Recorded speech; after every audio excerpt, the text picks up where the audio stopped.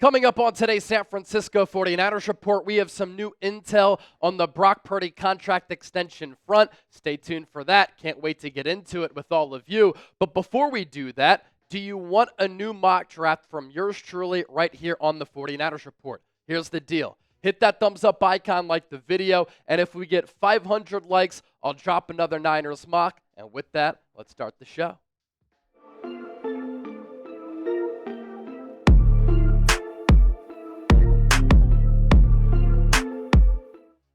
All right, here's everything that we're discussing today as it pertains to the latest around Niners quarterback Brock Purdy. We're going to get to the latest Purdy contract buzz from a couple of different NFL and 49ers insiders. Niners owner Jed York talking about Brock Purdy, his words pretty telling about the future of Purdy with the San Francisco 49ers. A former NFL cornerback, Jason McCourty, wants the Pittsburgh Steelers to try to trade for Purdy because he clearly sees that there's value in him. And then former NFL offensive lineman Mark Schlereth keeping it real on the Niners offseason plan, what they've done so far this offseason, and Brock Purdy because he is at the forefront of our conversation today. As far as where things stand with this Purdy contract extension and what NFL insiders are saying, and Niners insiders. Matt Maiocco saying that the 49ers probably want to keep that Purdy deal between $50-55 million per year. And then there's NFL insider Breer who said the 49ers want to keep that contract in the fours, but Purdy's camp, they want that deal to come in the fives. So the Niners probably comfortable, or at least ideally they want to give Purdy a deal 45, closing in on $50 million. But Purdy's camp, of course, wants that contract north of $50 million average annual value.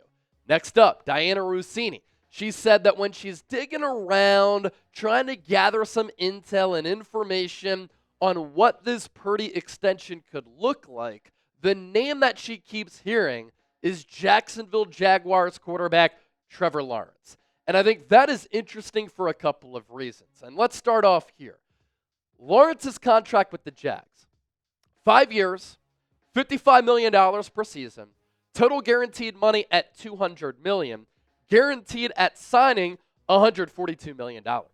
That is a lot of money as far as guaranteed dollars go.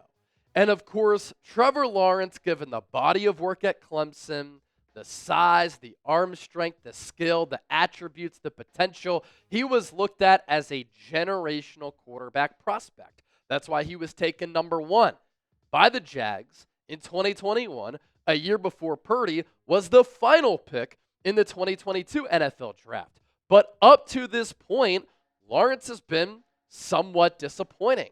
His play has been very up and down. He's only won one playoff game. He hasn't had a lot of individual success. The Jags haven't had a lot of team success. And some of that is on Lawrence. Some of that is also due to the fact that the Jags haven't been a good football team. There's been a lack of continuity at the head coaching spot in Lawrence's career. Shoot, he had to start off with Urban Meyer, and that was a disaster.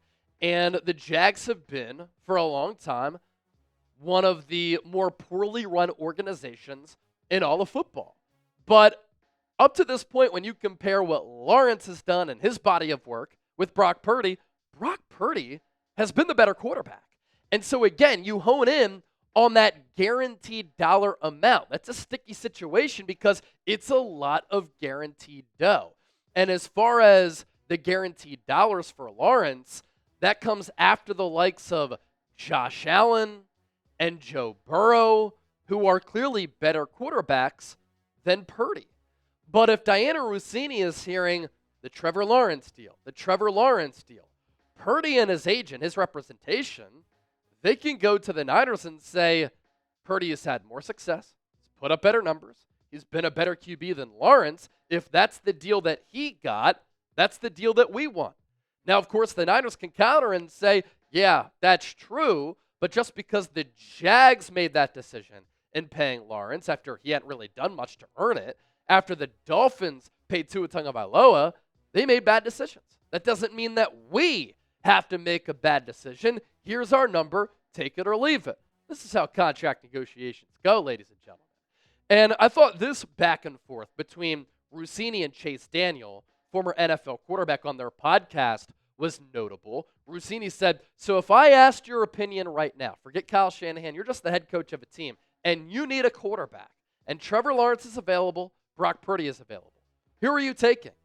Chase Daniel, who's been known to be a Purdy guy, said, depends on my scheme, 100%. I want a winner. I want a guy who knows how to run the system. I would probably take Brock Purdy. With Trevor Lawrence, without a doubt, he's more talented. And then Russini countered and said, and asked this, should Brock make more money than Trevor Lawrence? Daniel said, yeah, I think it should be about similar. I think that it should be between 53 and 55 million. And I think 2 years from now, San Francisco is going to look back on this and be like, that was a deal based on the salary cap increasing. And that's kind of been my take for a little while.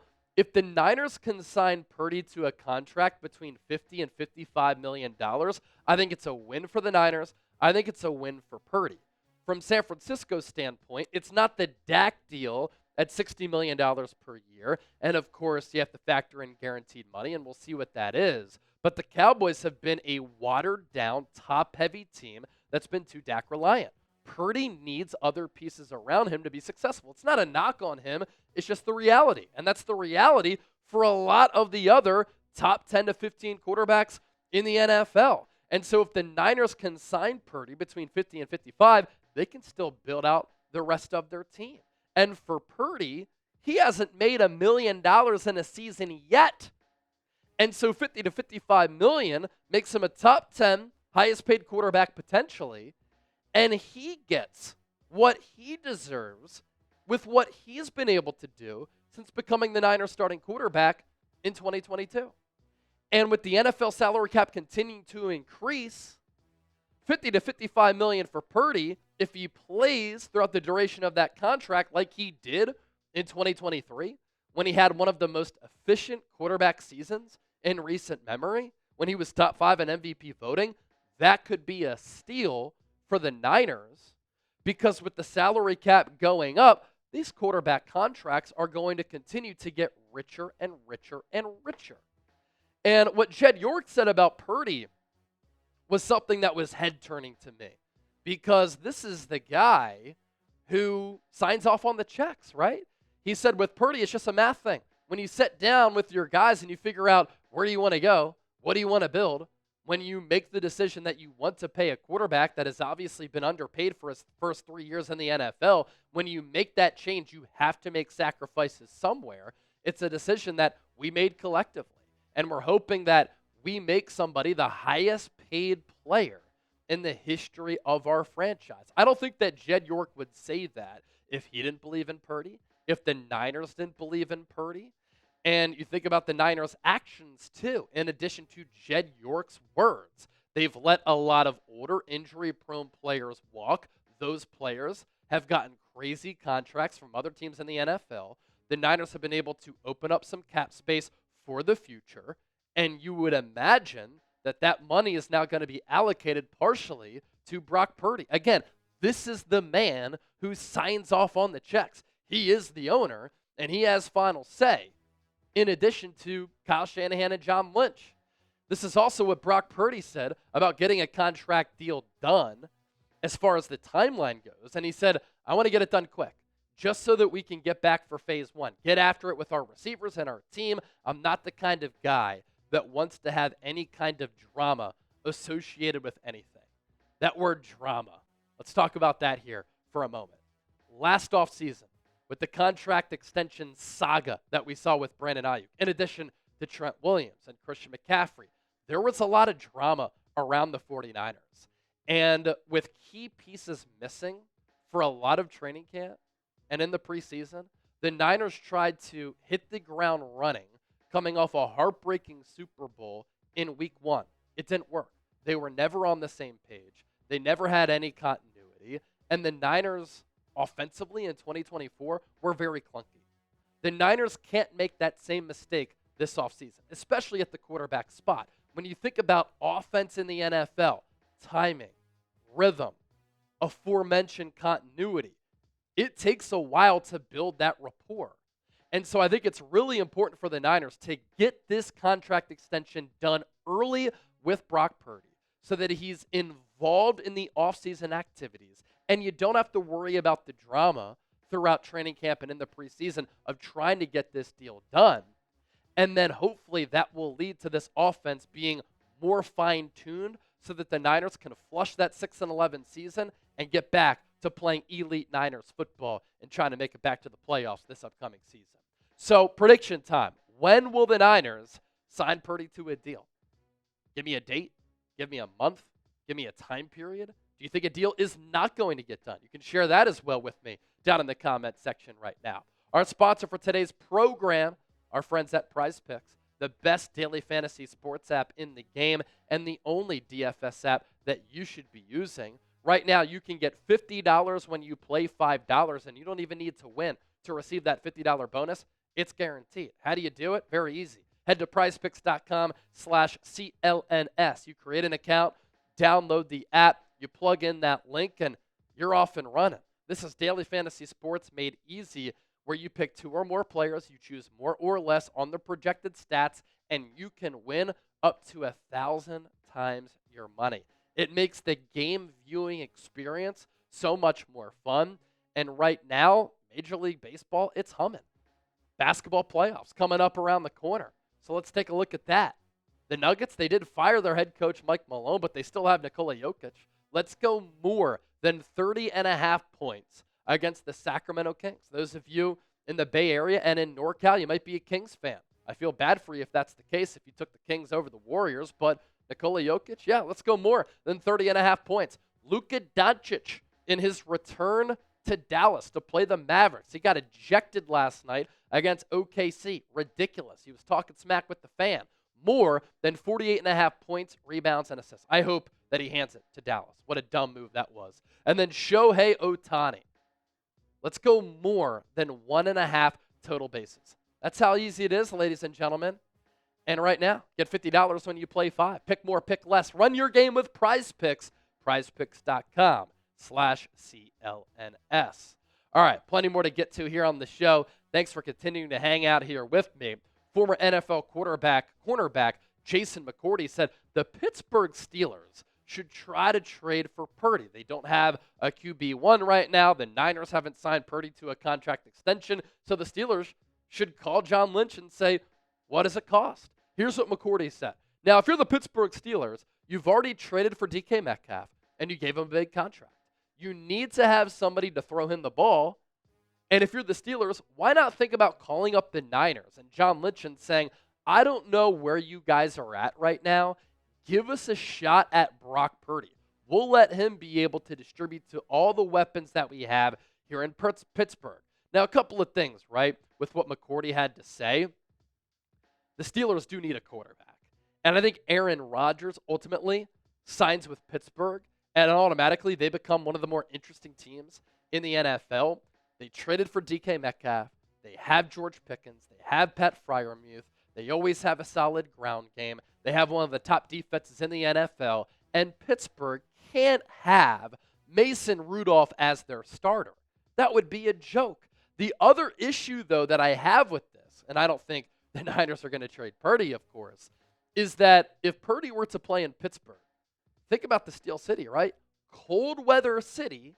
There's a lot of inclement weather inside that division in the AFC North. You're playing outdoors against Cleveland. You're playing outdoors against Cincinnati. Outdoors against the Baltimore Ravens. Outdoors in Pittsburgh. You're dealing with a lot of snow, sleet, rain, and Brock Purdy has struggled to throw it in bad weather games.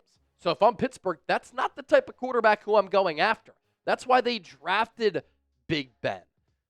Big, brute quarterback with a really strong arm who had a strong lower half, good durability. He could shed tacklers in the pocket and extend plays in an underrated fashion, in my opinion, with his legs to make plays downfield. Purdy can do that improvisationally, but he struggles to grip the football when it's wet. So I don't think he would be a good fit for the Steelers. Be sure to give me a follow, by the way, on X and Instagram. I talk Niners every single day here on YouTube. I do the same on my social media pages, so hit me up over there at Chase_Senior on X and IG. It's the same handle on both platforms. Closing in on a couple of different milestones here. 16K on X, formerly known as Twitter, and then 37K on Instagram. Mark Schlereth, former NFL offensive lineman who had a lot of success with the Denver Broncos playing under Mike Shanahan, Kyle Shanahan's dad, said a couple of things that I thought were pretty interesting about Brock Purdy and then Jed York's comments about what the Niners have done this offseason. He said, that's BS about what Jed York said about letting players walk shedding salary to pay Brock Purdy. And Schlereth continued by saying, I love Jed York. Jed is a nice guy, but it's not Brock Purdy's responsibility to manage the 49ers cap. It's the Niners' responsibility to manage that. I'm a big Brock Purdy fan, but this is the plan. You talk about all these guys, this mass exodus. Here's what happened. They had a bunch of injuries last year. They had guys that replaced those injured guys. They came to the realization that, you know what? These guys that replace the injured guys, they're young, they're inexpensive, and by the way, they're really good. Now, Schlereth has a point, but I think Jed York has a point as well. And I don't necessarily disagree with a lot of the decisions that the Niners have made to let these injury-prone, older players go because they've gotten these huge contracts that the Niners were never going to offer. The only player, really, that the Niners really wanted to retain based on what they've said and their actions is Dre Greenlaw. John Lynch and Kyle Shanahan flew to him to try to convince him to sign back with the Niners when he already had that deal with the Denver Broncos. I wouldn't have paid Aaron Banks $19 million per year. And so I can see why York wanted to let those players go and save some of that money down the road to pay Purdy. On the other front with Schlereth, though, this is where I take issue with it. Some of the players that did step in, some played well, others didn't, and the Niners still have a bunch of needs on this roster.